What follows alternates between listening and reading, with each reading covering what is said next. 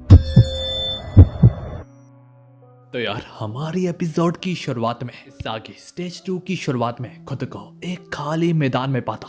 सागी एक तरफ तो अपने दिली दिल में कह रहा था, ये कैसी जगह है। ऐसी में इसकी तरफ सॉकर बॉल को थ्रो किया जाता। इससे पहले इस सागी मजीद और भी कंफ्यूज हो जाता कि अब देखते ही देखते वो अपने सामने 3D डिमेंशनल होलोग्राम पर्सन पाता और इससे नाम दिया जाता ब्लू लॉकमैन। ना कि सिर्फ इतना, इस सागी इसके पीछे एक बहुत बड़ी सी गोल्ड फील्ड पाता। इस सागी समझ आता कि अब उसे क्या करना है और ये सेकेंड स्टेज किस बारे में है। पर बात तो यहाँ पे आके खत्म होती है कि सेकेंड स्टेज की इंतहा क्या होगी। सागी अपने पैरों के नीचे पेनल्टी एरिया को पाता जो कि धीरे धीरे छोटा होता चला जा रहा था। सागी दिली दिल में कहने लगता, अब समझा, सूरत हाल को जल्द से जल्द काबू करना यह है इस ट्रेनिंग का मकसद। जितना पेनल्टी एरिया कम होगा उतनी दूरी से वो शॉट मारने पे मजबूर होगा। सर्कल में रह के इससे गोल करने की कोशिश करनी है। यही सोच के अब इस सागी और वक्त ना गवाता और वो फौरन से जैसे ही सॉकर बॉल को लात मारता, इस सागी को श्योरिटी होती कि गोल तो होके ही रहेगा। मगर ब्लू लॉकमैन बड़ी आसानी से इस सागी के गोल को रोक लेता, जो देख के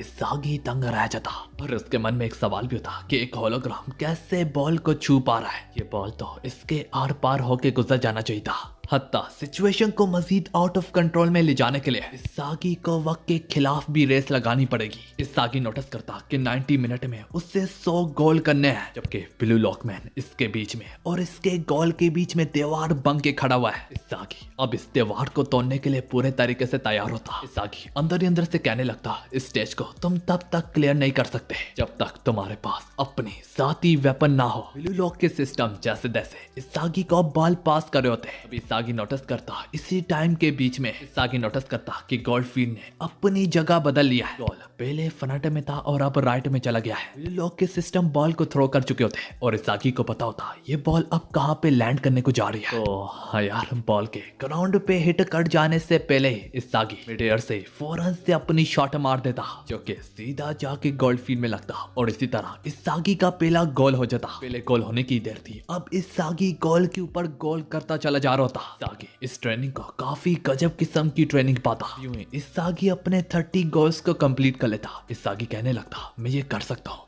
अपनी वेपन के कारण। मगर फिर अचानक से डिफिकल्टी लेवल 2 पे शिफ्ट हो जाती। इस सागी अपने और गोली के बीच में मजीद और ऑब्स्टिकल्स को पाता। लेकिन इन होलोग्राम की ये अच्छी बात होती कि ये अपनी जगह से हिल नहीं सकते। इन मजीद होलोग्राम्स की वजह से इस बार इस सागी अपना गोल करने में नाकाम हो जाता। सागी फिर से परेशान होने लगता। इसी के साथ ही साथ हमें दिखाया जाता एंड्री और ईगो स्क्रीन के पीछे बैठ के ये सब कुछ देख रहे हैं। एंड्री अब यहाँ पे कैरी होती है कि इस ब्लू लॉकमैन में हर एक गजब गजब किस्म के गोलीज का डेटा इनपुट है। ना कि सिर्फ इतना, बल्कि इन बॉल्स में हमने एक सेंसर भी इनपुट किया हुआ है। इसके कारण होलोग्राम और ये बॉल आपस में फिजिकली कांटेक्ट में आ सक रहे हैं। इन सब चीजों को मिला के इससे नाम दिया जाता है होलोग्राफिक स्पोर्ट्स टेक्नोलॉजी। पर ईगो, मेरी इन सब चीजों के पीछे तो मतलब तो समझ पा रहे हो ना? एंड्री अब मजीद परेशानी से बोलती है, मतलब कि इस पे बहुत ज्यादा खर्चा हुआ है कि अब हमारे सारे फंड्स खत्म हो चुके हैं। लेकिन गरूर से भरा हुआ शख्स जिनपाची ईगो कहने लगता, अपना मुंह बंद करो। दिखने से तो लगता है इस स्टेज को क्लियर करने के लिए प्लेयर पे डिपेंड करता है कि वो किस तरह से अपनी वेपन को यूज करता है। और जो प्लेयर्स दूसरे के गोल के सहारे यहाँ तक जा पहुंचे हैं उनके लिए यह स्टेज सबसे ज्यादा खतरनाक होने को जाएगा। और जहाँ तक असली स्ट्राइकर की ही बात है जो कि 0 को 1 बनाते हैं, उनके लिए तो ये मौका सोने पे सुहागा है। इससे बेहतर मौका उन्हें कभी भी नहीं मिलेगा। और ऐसा स्ट्राइकर होने के नाते जैसे जैसे तुम इस रूम को छोड़ के जाओगे, तुम खुद को पहले के मुकाबले एक बहुत बेहतर मकाम पे पाओगे। कहानी इस सागी पे जाती है। इस सागी फिर से गोल करना शुरू हो जाता, ये दिमाग में रखते हुए कि बॉल जब शूट होती है वो कहाँ पे लैंड करती है। तमीज और गोली की पोजीशन को दिमाग में सेट करने के बाद इस सागी आसानी से गोल कर लेता है। तो यार इस रूम को क्लियर करने के लिए बस 52 गोल्स बाकी है इस सागी के लिए। ये देख के स्क्रीन के पीछे एंड्री कहने लगती, वाह क्या गजब किस्म की ट्रेनिंग है। मुझे तो अभी से काफी लोग दिख रहे हैं जो कि इतनी जल्दी इंप्रूव होते चले जा रहे हैं। तो आगे से ईगो कहने लगता, ये तो सिर्फ शुरुआत है एंड्री। कहानी इस सागी पे जाती, इस सागी अपने 40 गोल्स जैसे ही कंप्लीट करता, डिफिकल्टीज फौरन से मैक्स लेवल पे जंप मारती। जो एक वक्त में डिफेंडर सिर्फ अपनी जगह पे खड़े थे, अब वो भी अपनी जगह से हिलने लगते। हालांकि जब इसागी को बॉल पास की जाती, इसागी बॉल को घूमते हुए पाता और पहले से काफी ज्यादा तेज, और एक बार फिर से इसकी वजह से इसागी गोल करने में नाकाम हो जाता। इसागी अगली बार भी गोल ना कर पा रहा था। इसागी खुद को पहले से काफी ज्यादा थका हुआ पाता, लेकिन पिछले फिजिकल एक्सरसाइज वीक की वजह से इसागी अपने स्टेमिना में काफी ज्यादा बेहतरी पाता। इसागी दिल दिल में कहने लगता, अब जबकि मैंने इस जगह में कदम रख ही दिया है, मुझे एक बात का तो एहसास हुआ है, मैंने आज तक जितने भी गोल किया है सब गोल के पीछे बाचिरा का हाथ है। बाचिरा मुझे पास करता था, इसके साथ ही साथ कुनिगामी, चिगिरी हमेशा मेरी सपोर्ट के लिए खड़े हुए होते थे। मैं अकेला था ही नहीं, मेरी पूरी टीम की वजह से ही मैं गोल कर पाता था। और यही चीज तो मुझे कमजोर बना रही है। मुझे अपनी पावर से गोल करना है। इसागी दिल में कहने लगता, मुझे इसके लिए पूरा जी जान लगा देना है। और वो ये कह रहा था, उसकी आंखों में हम डिटर्मिनेशन देख पाते। वो बड़ा करते हुए शोले उसकी आंखों से बड़े होते। सिस्टम एक बार फिर से बॉल को शूट मारता। इसागी अब एकदम से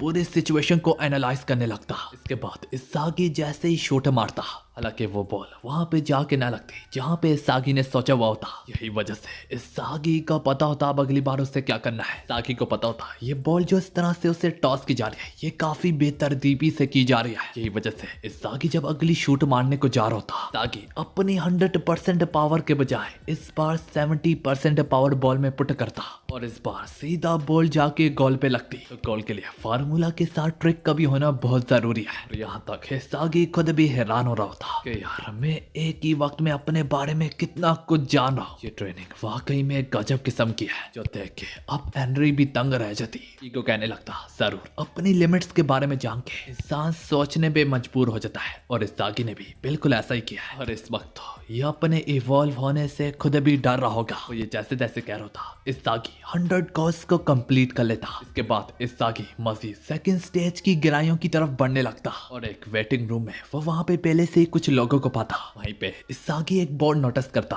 कि 3 बंदों की टीम अब मजीद यहाँ से आगे बढ़ सकती है, मतलब कि अपने समेत 3 बंदों की टीम बनाओ और फिर तुम आगे बढ़ सकते हो। इसागी उस वेटिंग एरिया में नागी और रियो को पहले से ही पता, जो देख के इसागी कहने लगता, तो इसका मतलब वो सांतेंसु का इंतजार करोगे अपने 3 बंदे पूरे करने के लिए कि थोड़ी देर में बाचिरा भी अपना स्टेज क्लियर करके यहाँ पे आता। अब इसागी उससे भी 3 बंदों का प्रोसेस समझा देता, जिस पर बाचिरा कहने लगता, तो हमारा तीसरा बंदा कौन होगा? तो इसागी इस पर कहता, मेरे दिमाग में तो 2 ही प्लेयर है और वो है चिगिरी और कुनिगामी, मगर जबकि हमने एक को चुनना है तो जो भी दोनों में से पहले आएगा वही हमारी टीम को ज्वाइन करेगा। हालांकि हिरांगी की तो बात यहाँ पे यह होती, इस सारे लोगों में से नागी इसागी की तरफ बढ़ते हुए कहने लगता, ओ इसागी तुम हमारी टीम को क्यों ना ज्वाइन कर लो?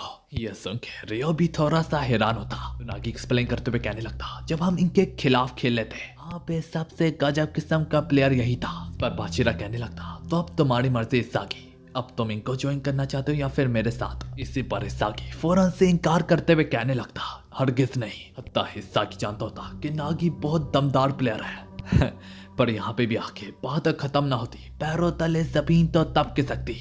इसागी की तरफ इशारा करते हुए कहने लगता, तो ठीक है फिर मैं तुम्हें ज्वाइन करूंगा इसागी। यार सबसे ज्यादा जोर का झटका सारे लोगों में से रियो को लगता। रियो कहने लगता, नागी मेरा क्या, तुम मुझे कैसे भूल सकते हो? तो नागी यहाँ पे कहने लगता, रियो मैं इस बात को जुटलाता नहीं हूँ, तुम्हारी वजह से, तुम्हारे ही कारण मैंने सॉकर को सीखा। तुमने ही मुझे सॉकर खेलना सिखाया। तुमने कहा था हम सबसे बेस्ट खिलाएंगे, पर ये मत भूलो हम दोनों हार भी चुके हैं, और इस कमर तौर एहसास को मैं आज पहली बार समझ चुका हूँ, और इसे एक्सपीरियंस करने के बाद मैं इन्हें ज्वाइन करना चाहता हूँ। ये सुनने के बाद रियो की हालत खराब होने लगती, उसके मुंह से एक अल्फाज तक बाहर ना निकला होता, और फिर तभी वो खुद पे काबू पाते हुए कहने लगता, जो करना है करो। अब इसागी को यहाँ पे कुनिगामी और चिगिरी का भी ख्याल आ रहा था, मगर फिर भी इसागी फोन से कहने लगता, तो ठीक है नागी, अब से हम एक टीम है। और इसके इस फैसले से बाचिरा भी काफी ज्यादा सेटिस्फाई होता। इनकी टीम फॉर्म होने के बाद इसागी, बाचिरा, नागी स्टेज 2 की गहराइयों की तरफ बढ़ने लगते।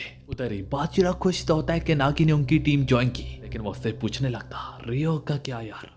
इन सब पर नागी कहने लगता, जरूर वो मुझे याद तो आएगा, पर मैं उससे भी काफी ज्यादा एक्साइटेड हूँ तुम लोगों के साथ खेलने में। वैसे भी बिल्लू लॉक में अपना आप ही सब कुछ होता है, अपना गरूर, अपनी ईगो। खैर यार ये तीनों फिलहाल अपने अंदर सबसे ज्यादा सेल्फ कॉन्फिडेंस को महसूस कर पाते हैं। अब वो लोग सेकंड सिलेक्शन के 3rd स्टेज में एंटर कर जाते हैं, और वहाँ पे पहले से ही एक टीम मौजूद होती। अभी तक सब 2 टीमें ही फॉर्म हुई होती, जो कि एक इसागी की और इसागी के अलावा इसागी के सामने वाली टीम, जिसमें से इसागी इतोशी रिन को भी पता। इतोशी रिन वही पर्सन होता जिसके स्किल एक गजब किस्म के होते। इन्हीं सब में ईगो मॉनिटर पे शो होते हुए कहने लगता ये बैटल 3 वर्सेस 3 का है। सुन के इसागी हिरांगी से कहने लगता तो इसका मतलब हम इसके खिलाफ लड़ने को जा रहे हैं। अरे यार कहानी सेकंड सिलेक्शन के सेकंड स्टेज पे शिफ्ट होती। कुनिगामी जैसे ही अपना पहला स्टेज क्लियर करके आता, वहाँ पे अपने सामने चिगिरी को पता। चिगिरी उसे बता देता मैंने लोगों से सुना है इसागी पाचिरा नागी ने टीम ज्वाइन किया है। ये सुनने के बाद कुनिगामी को थोड़ा सा बुरा लगने लगता कि वो लोग मेरे बिना ही चले गए। गिरी भी इस वक्त सेम ही फीलिंग लगता होता, तो वो दोनों डिसाइड करते हैं क्यों ना वो दोनों ही टीम ज्वाइन करे। तो यार कहानी सेकंड सिलेक्शन के थर्ड स्टेज पे दोबारा से शिफ्ट होती। वहाँ पे ईगो उन्हें एक्सप्लेन करते हुए कहने लगता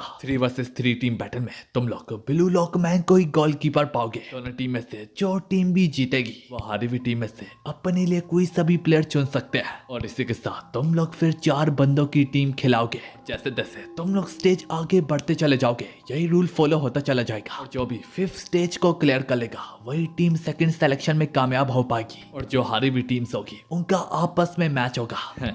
लेकिन अगर वो लोग वहाँ पे भी नाकाम रहे तो वो यहाँ से निकाल दिए जाएंगे। पर हाँ ये जरूरी नहीं है जो टीमें तुम्हारे सामने तुम उनके खिलाफ ही लड़ो, तुम किसी और टीम का भी वेट कर सकते हो। लेकिन हाँ दोनों टीम्स को एग्री होना चाहिए कि वो आपस में गेम खेलना चाहते हैं या नहीं। ये सुनने के बाद इसागी अपने दिल ही दिल में सोचने लगता तो ये जरूरी नहीं है कि हम ईगो इतोशी के खिलाफ ही लड़े। खैर यार पर इसागी की अब एक नई उम्मीद की किरण जाग जाती। इसागी को पता होता कि उसे इस बार अपने लिए कौन सा प्लेयर सेलेक्ट करना है। इसी दौरान ईगो सबके रैंक्स को भी अपडेट कर डालता। ईगो ने समझा देता ये कोई फेक रैंक नहीं है बल्कि ये तुम लोगों का असली रैंक है। तो यार अब ईगो उन्हें ये भी बता देता तुम लोग इस फील्ड में खड़े हो क्योंकि तुम लोग फुटबॉल फील्ड में से उन लोगों में से एक हो जो कि 0 गोल को 1 गोल में बदल देते हैं, और एक स्ट्राइकर जिसमें सबसे ज्यादा ईगो हो वही अगले स्टेज में बढ़ पाएगा। ये सब बकवास करने के बाद ईगो यहाँ से चला जाता। चिरो पूछने लगता तो ठीक है फिर इसागी अब तुम क्या करना चाहते हो। इसागी भी सोच रहा था कि क्या वो नए बंदों का इंतजार करे या फिर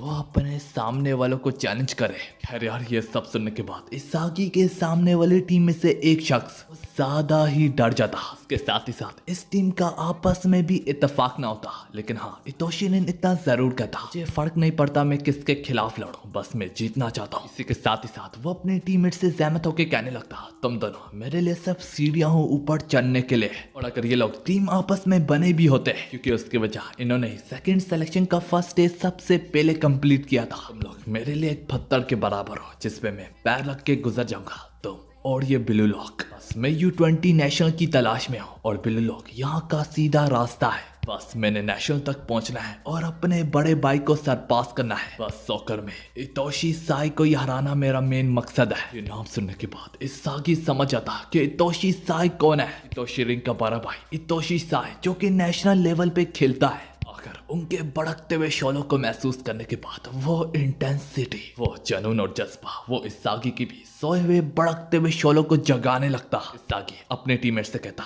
पाचिरा नागी मुझे माफ करना।